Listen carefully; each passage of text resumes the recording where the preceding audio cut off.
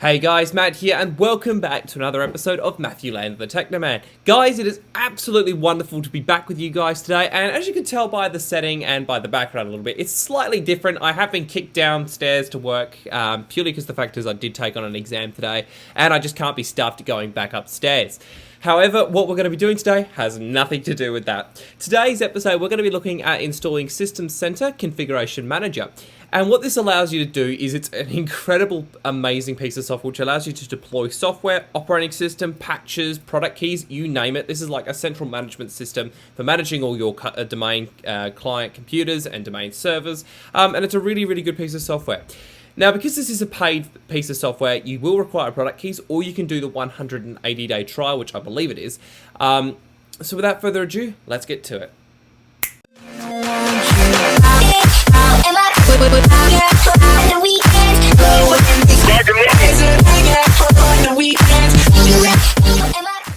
Alrighty guys, so as you guys can see right in front of me, I have a Windows Server 2016 virtual machine, which I've given 12 gigs of RAM and 2 processors.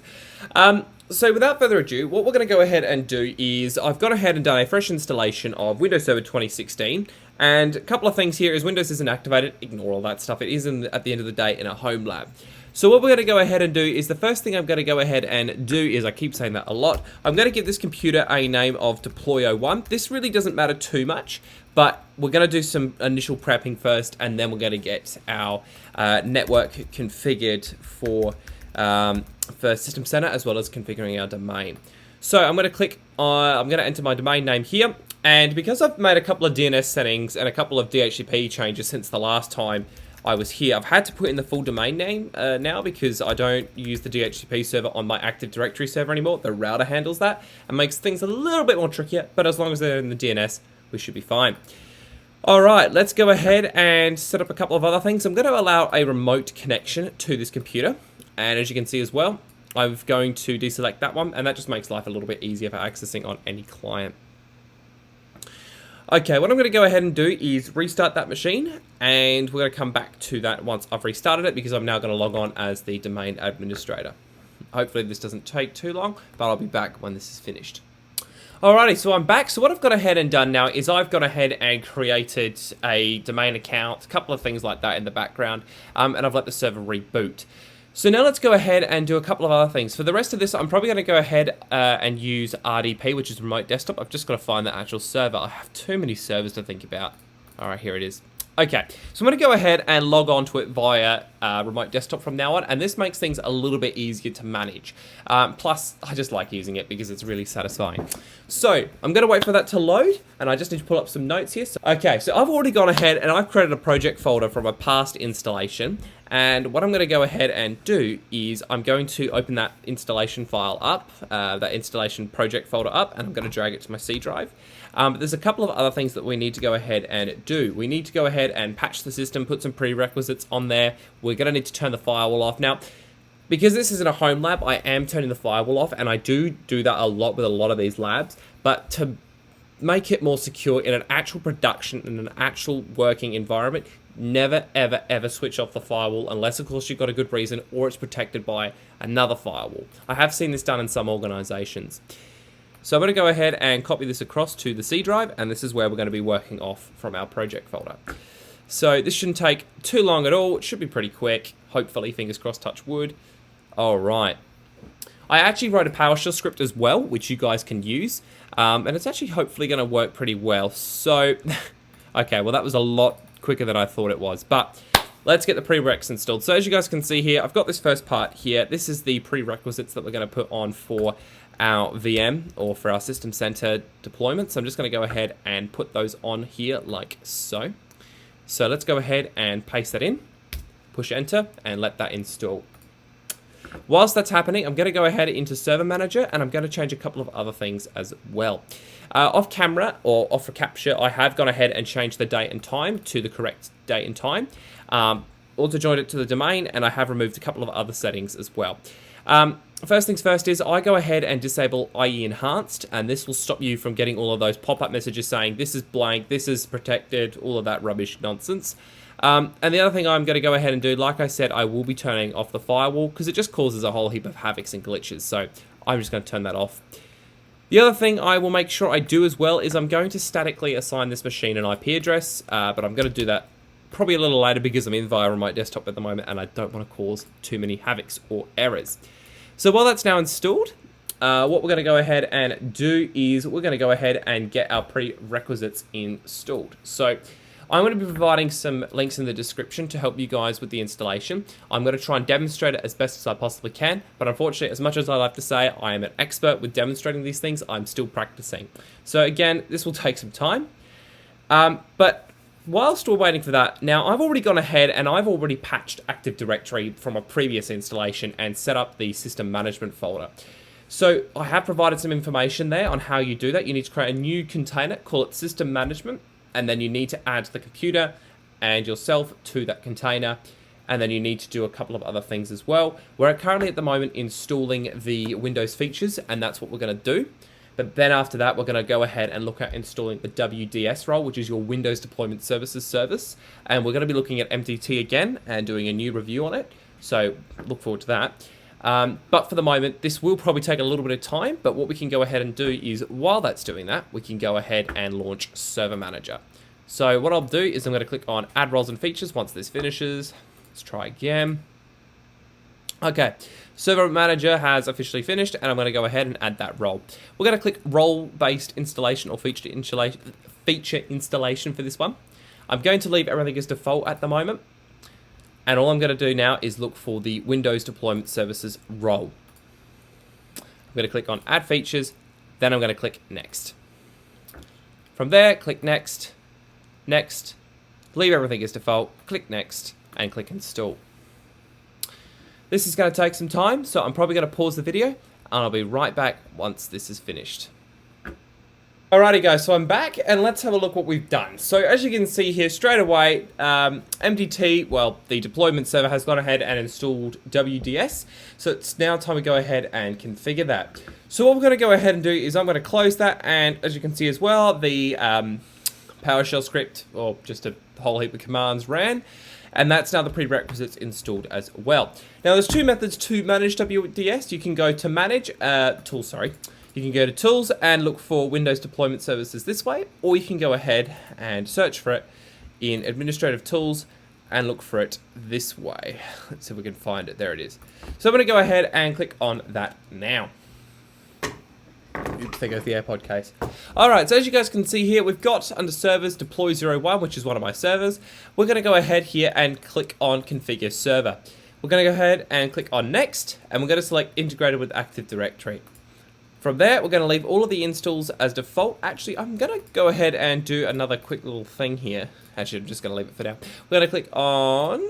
Actually, no, I probably will go ahead and do a quick disk little thing here. I forgot to mention, the last System Center installation I had was to create a separate volume, but I completely forgot. So what I'm going to do is I'm going to shrink it and put it on a separate partition.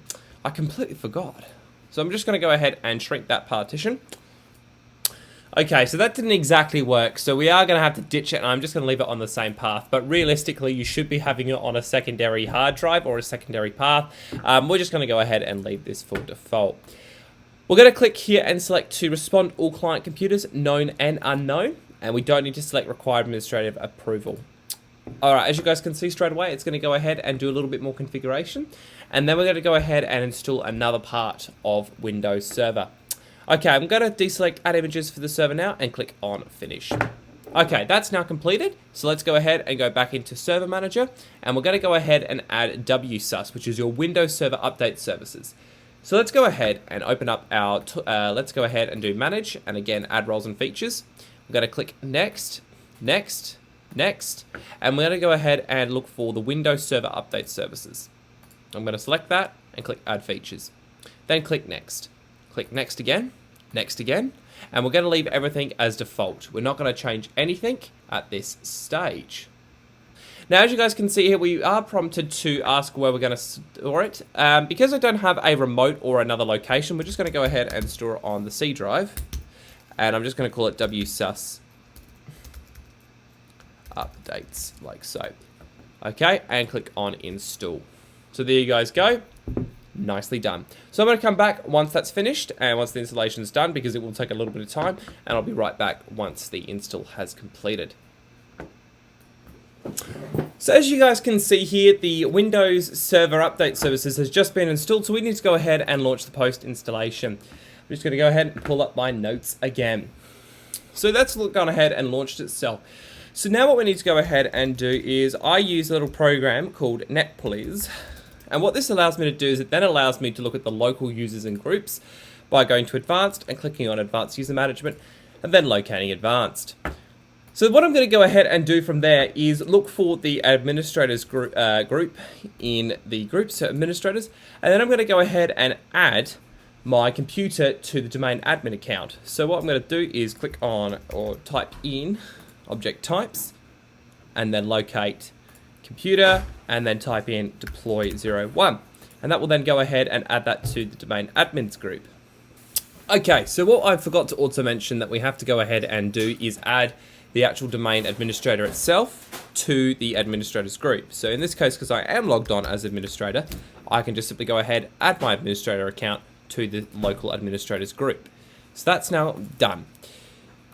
As you can see as well, the WSUS configuration has successfully completed. So now we're on to the next stage, which is installing the Windows 10 ADK. And this is probably going to take the longest depending on your internet connection.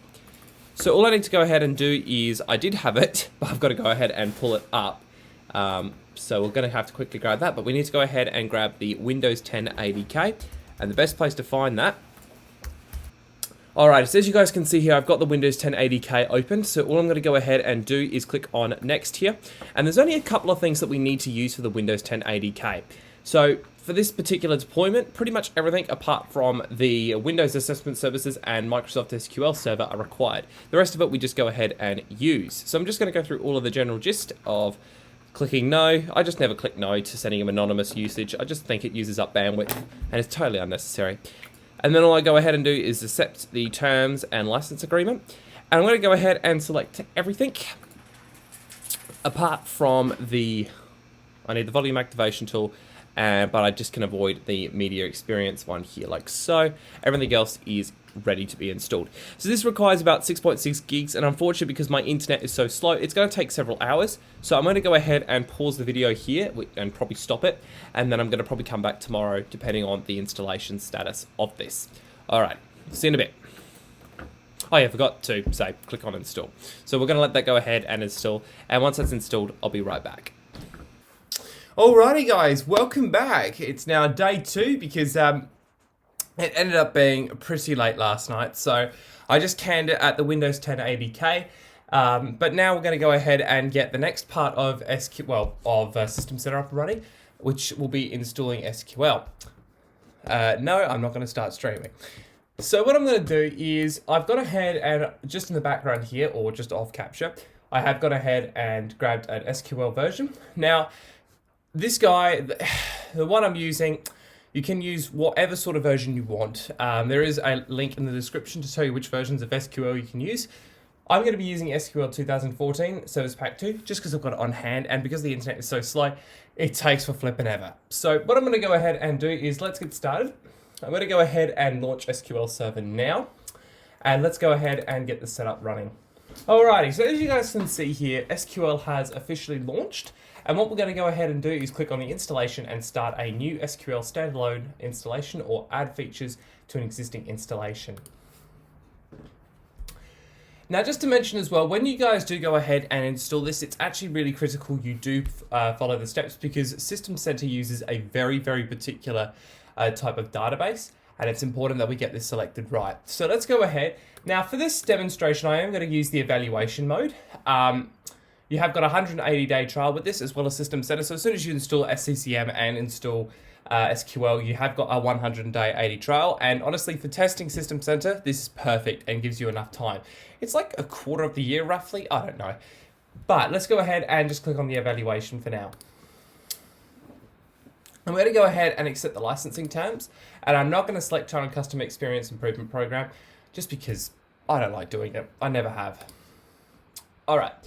The next thing I'm going to go ahead and do is, once the global rules have all been approved, we're going to go ahead and just leave the Microsoft updates for now, and then I'm going to click Next. Now what this is going to go ahead and do is it's going to check for a couple of things, and it's going to install the setup files. Alrighty guys, so as you guys can see here now, we're at the setup role, which is the exciting part. So what we're going to go ahead and do is we're going to do an SQL Server feature installation. Then what we're going to go ahead and do is select the following. We're going to be selecting the database engine services. We're then also going to go ahead and select the reporting services. I also like to go ahead and scroll down if we can find it. I'm going to go ahead and install the management tools because in case we need to change or modify anything, this makes it really easy to modify or manage SQL. Alright, I'm going to click next. And then we're going to leave the instance as the default instance when it comes up. So we'll just give that a second. Alright, so what we're going to go ahead and do is we're going to leave the default instance as default and then click next. Alright. So as you guys can see here now, we have got a couple of things that we need to now go ahead and configure. There's two parts for the server configuration that needs to be configured. What we need to go ahead and configure is the SQL Server agent and the SQL Server database engine and the SQL Server reporting services. All three of these are going to need to be enabled, and typically in a real production environment, you would create a separate user account to use SQL. Now, because I don't have this set up, for this demonstration, because this is a lab at the end of the day and you are testing, you can just put your domain administrator in. It isn't good practice though in a real scenario or a real environment, because what happens if you change your administrator password? It's going to essentially cause you some issues if you change that password. So for good practice, I don't tend to use my administrator account unless of course it's for testing in a home lab. You really would ideally be creating a separate user account with one that the password doesn't change and the user can't change the password, so that way it stays the same. So I'm going to go ahead here and enter in my domain administrator account here, and I'm going to go ahead and put my password in, if I can spell it today. Alright, next stage is to go ahead and set up the collation, and this is critical that you get this right because SQL and System Center need to use a very, very particular type of database. We need to go ahead and use the SQL Latent 1 General, CP1 CIAS, and if this doesn't get selected, you're going to be into serious trouble and you're going to have to do the whole thing again. So let's go ahead and set that up now. So we're going to go ahead and look for the following, which is our SQL Latent 1 General, CP1 CIAS. So SQL. Then if you look here, you can look at the collations. So we do an SQL, obviously there's lots of them. Then we can do a latent, so we're going to scroll all the way down. Latent 1 General, so here we are. And then we're going to look for CP1 CIAS, which is right here. So SQL Latent 1 General CP1 CIAS. And we can double, triple confirm this by looking at the documentation which will be provided. Okay, beautiful. Let's go ahead now and click next. And let's go ahead and configure our database engine service configuration. For this, we're going to go ahead and select a mixed mode SQL Server authentication and Windows authentication. And we're going to enter in a password for the SQL Server. Now, I tend to, for good measures, I tend to use the same password for everything in a home lab. Depending on how your network wants to be configured, this is totally up to you. For me, it makes more sense to just have the same password because if you've got different passwords and different accounts, it's going to screw things up. So I just like to have a single password that I can use for authentication, and that allows us to log on. The other thing I'm going to go ahead and do is click on Add Current User. And I'm also going to go ahead and click on Add Rockwood/ICT department. And this is just because I've got a group in my Active Directory unit, I just like them to have also access as well. Now, we're going to leave the reporting services configuration as default. We're just going to go back here for a second. Now, the other thing as well is for these data directories, you can leave these unless, of course, you really want to, separate it out, you can, but I'm not going to for this installation. I'm just going to leave everything as default, and then I'm going to go ahead and click next and bring up the reporting services configuration. Then I'm going to go ahead and select install and configure. And then we're going to do a final review and check that everything is installed or ready to be installed. So let's have a look. So if we look at our summary here, there's a lot of things that we're going to be going ahead and installing, but I'm pretty much happy with this. All right, let's go ahead and click on install. And I'm going to quickly pause the video here, and I'm going to wait for this to install because this is going to take a heck lot of time. It typically will take about 10 to 15 minutes, so I'm not going to ramble on and bore you guys. But what we're going to go ahead and do is I'm going to wait for this to install, and then I'll be right back with the video. Alrighty guys, welcome back. So as you guys can see here, SQL has officially gone ahead and installed, which is fantastic. So now at this stage, now that SQL is installed and I've gone ahead and done that, we're going to go into our next step, which is actually getting some more prerequisites installed and ensuring that we can manage it and check that it all works. So let's go ahead and do that now. Now, as we've got SQL Server management tools installed, we are going to have to make a couple of changes to it. So I'm going to go ahead and launch the SQL Server 2014 Management Studio. And this is actually, I'm going to be honest, a really, really, really good piece of software. We're going to just ensure that the database is working, and let's have a look and just confirm it's all up and running. So there's a couple of things that we may need to go ahead and have a look at. So we're going to need to open up the SQL Server Configuration Manager and go to the SQL Server Network Configuration and ensure that the protocols, the Microsoft SQL Server have been enabled. So I'm just going to quick look at a couple of things. So first and foremost, as you guys can see, SQL is up and running. The database is all up and running, which is sensational. The other thing I need to go ahead and do is locate a couple of things. So as you can see here, great, Microsoft, Visual Studio and SQL is all up and running now, which is fantastic. We're going to need to also go to the SQL Configuration Manager, if I can find it. Here it is. And we need to go ahead and configure a couple of things for our network. So I'm going to boot this up. Let's go ahead and look for the SQL Server Network Configuration, which is here. And here's the protocols for MSQ, which for the default instance, which we called MS SQL Server. What we need to go ahead and do is look for named pipes, and we need to go ahead and enable this. So we just click on yes and apply. Okay, so the other thing is though, when that's configured, we'll need to go ahead and open up the TCP properties, which is here. And we should be able to see that our port has been set to 1433, which is our default instance, and this is what we need to let through the firewall if we had that up and running. But as you guys can see, just a couple of things to just check. As you can see, we've turned on named pipes. I can see that the IP addresses have all been assigned. This one's been given 10.19.67.80. This is on my main network, and the reason I've done it on my main network is because we're not doing anything too bad this time. As I have said in my CentOS lab, because it's a home lab and we're doing a lot of testing in that, like using DHCP, DNS, it's a good idea to separate that all away from the configuration. So let's go ahead now and get the next stage done. So I'm going to go ahead and move over to my notes. So let's go ahead and move on to stage 2 of the installation. So again, I'm going to just bring up some more notes here. OneNote is a really good utility that you guys should be using for, especially in the IT area. It's a fantastic piece of software. Alrighty, so now guys that we actually have SQL, we have SQL and we've done all the prerequisites, it's actually finally time to go ahead and install our SQL System Center Configuration Manager. So I've got ahead and I haven't actually, I should have done this in the background, but I've got to go ahead quickly and pull off System Center off my project file. So that will take me a couple of seconds, so just bear with me here for a minute. Alrighty guys, welcome back. So I've just been working on the documentation since this was all copying across. So now it's gone ahead and copied. So let's go ahead and get System Center finally installed. So what we're going to go ahead and do is I have provided download links to everything you need. It's just going to take a little bit of time. And what we're going to go ahead and do is I'm going to be installing System Center version 1802, which I believe is 2016, because this is what I've got on hand. But this should apply to the same procedures with 2019, 2016. I don't actually remember what every single version is out there, but this should apply to most of the installations that you do.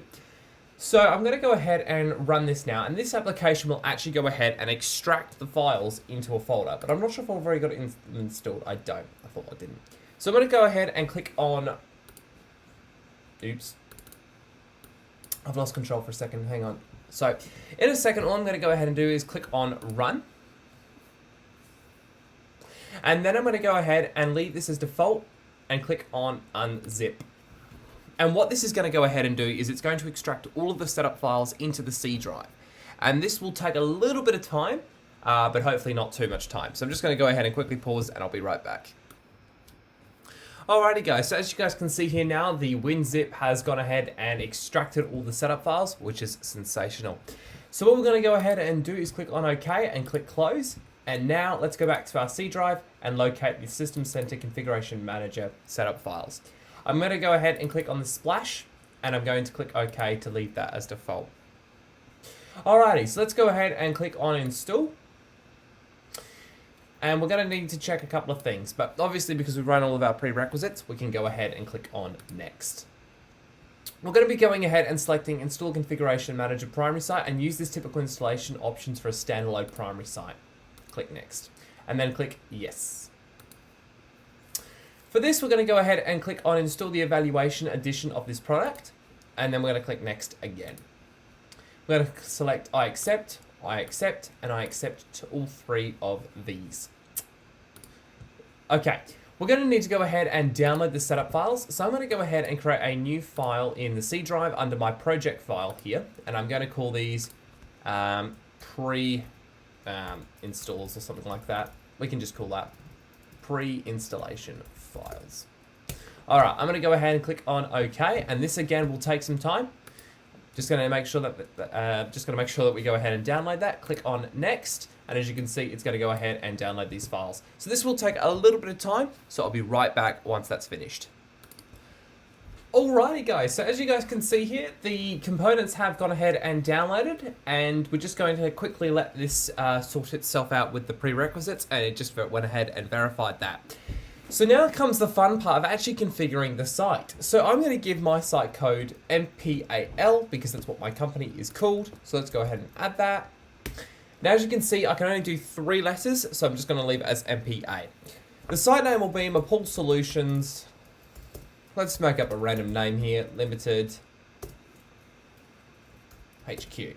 Or something like that. We can make it sound really cool. We're going to leave the installation folder as default and leave everything as default at this stage. I'm then going to go ahead and click on next. And I'm going to leave everything as default.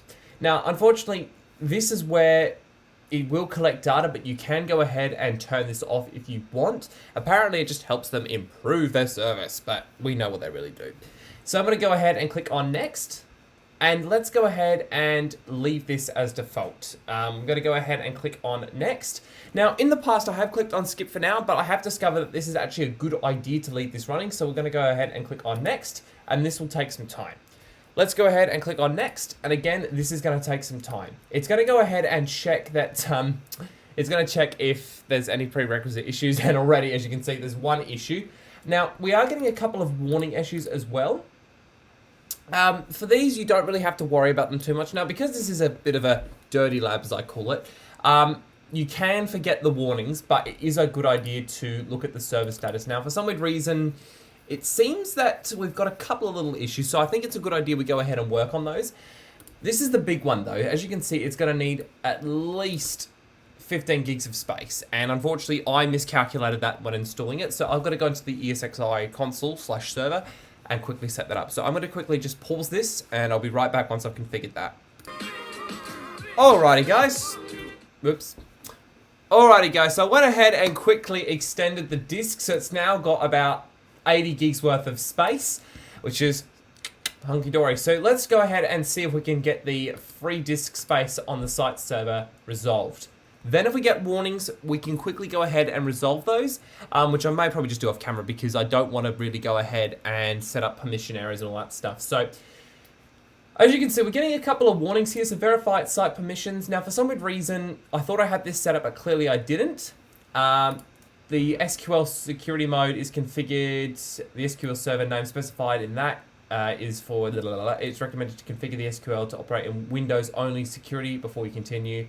We can set that up, configure SQL server memory usage. So we can go ahead and quickly set that up if we need to. So I might just do a little bit of research in the background here. And for some weird reason, it likes us to do that. So as you can see, we can go ahead and quickly configure the memory usage. I mean, these are just warnings. As you can see, configuration manager requires to reserve a minimum of 8 gigabytes for the central administration site and primary site, and a minimum of 4 gigabytes. So it's just saying that there isn't enough memory. I really don't know. So it configures SQL servers to reserve a minimum of 8 gigabytes for memory, and the primary site a minimum of 4 gigabytes. Already 8 plus 4 is half of 8 is 4, so that gives us 12 gigs, which I've given the system. So we may need to go ahead and quickly just set up a fixed amount of memory. So we might go ahead and quickly do that now. The other thing though you can go ahead and do is if you want to, you can do it via the command line and configure it that way if you want to. Otherwise, you can go ahead and configure it from the management studio. So let's go ahead and quickly pull up that and do that. So if I go into our, that was the wrong one I clicked on. I don't know why the hell I brought that up, but that's okay. Let's go ahead and click on the SQL 2014 SQL Management Studio, and let's go ahead and assign some memory.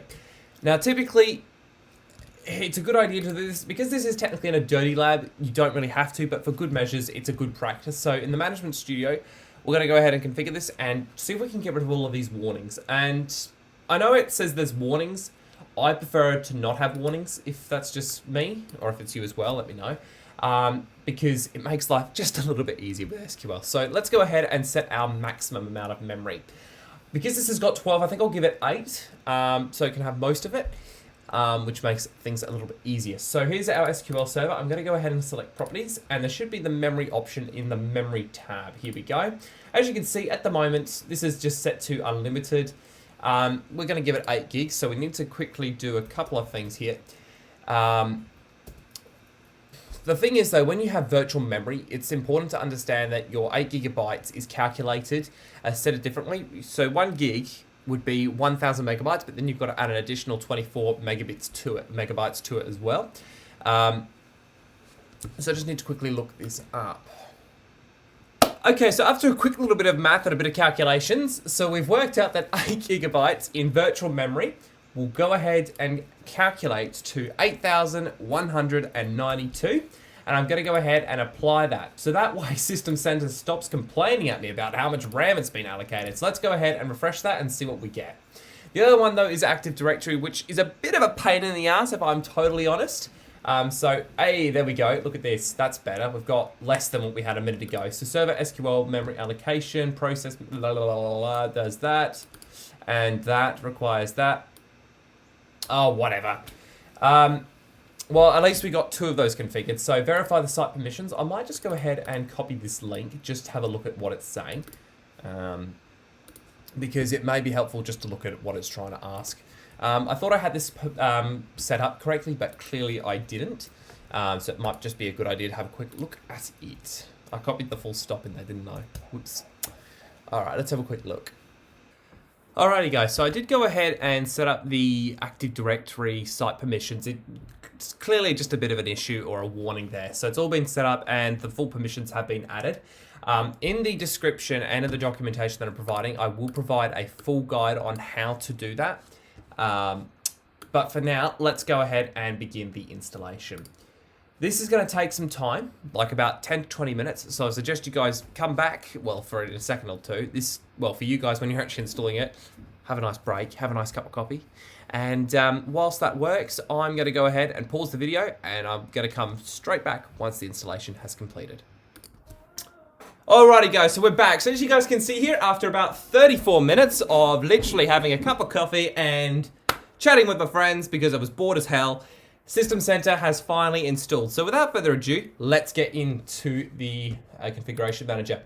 Now, just something to mention though, even though we've installed it, we haven't configured it yet, which there is a lot to do in this process to actually get System Center configured. So what I'm going to do is I've decided to make this a 2-part video series just because I've got to edit this and put it all together, and it takes a lot of time. System Center probably takes you a couple of hours. But for me, I've got to screenshot it, edit it, so it's going to take me more like 48 hours to do. But we're going to go through the initial quick installation and configuration of it. And I've just told it to launch System Center. Hopefully it launches. And then it will come up. So I'm just going to close out of everything. I think we've done for the moment with this one here. So all I'm going to go ahead and do is launch the Configuration Manager console. And hopefully that boots up in a second. As you can see, I keep getting this activate Windows, but you guys can't see that. Alrighty, so as you guys can see here, we're connecting to the site database, deploy01.rockwood.myNetgear.com, because that's my domain name. And hopefully this loads. Okay, so as you guys can see here, we've got my site code, my pool solutions, proprietary limited HQ. And as you can see, we now have the evaluation of 180 days. So that, guys, concludes the first initial installation of System Center. And if you guys have enjoyed this video, I would really appreciate it by you guys clicking the like button, subscribing, and sharing a comment in the comment section below. And if you haven't already, make sure you hit subscribe. I'd love it. And leave some feedback, but good feedback, please. Just good feedback. But anyway, guys, the initial configuration of System Center has officially been configured. I hope you guys have enjoyed this little video for the first initial installation. The second part will be coming out hopefully in the next couple of weeks, or hopefully in the next couple of days. I don't know when this is being recorded or when it's going to be uploaded or whatnot, so we'll find out, because I haven't really got a particular upload schedule because the internet is so shit. So yes, but anyway, guys, that's how you guys go ahead and install System Center Configuration Manager. And in the next video, we're going to go ahead and look at configuring it. So without further ado, thanks guys so much for watching. As always, stay awesome, subscribe, and I'll see you guys in the next video.